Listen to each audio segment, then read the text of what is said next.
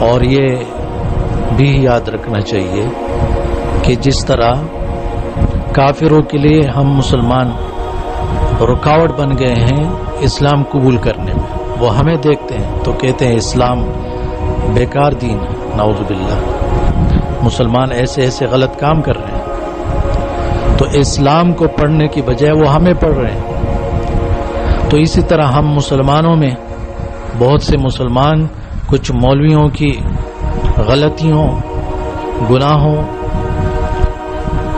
کو دیکھ کر علم سے دور ہوتے جا رہے ہیں، مساجد اور مدارس سے دور ہوتے جا رہے ہیں۔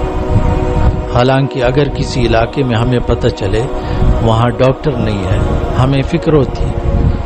کہ وہاں کے ڈاکٹر جو ہے وہ خراب ہے، ہمیں فکر ہوتی ہے اس ڈاکٹر کو یہاں سے نکالنا چاہیے،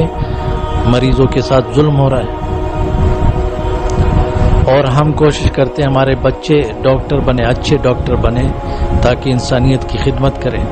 تو اگر مولوی خراب ہیں تو آپ اچھے عالم بن جاؤ، اپنے بچوں کو اچھا عالم بنا دو جن کے اندر وہ خرابیاں نہ ہو جو آپ کو بری لگتی ہیں مولویوں میں۔ تو اللہ تبارک و تعالی سے دعا مانگتا ہوں کہ رب العالمین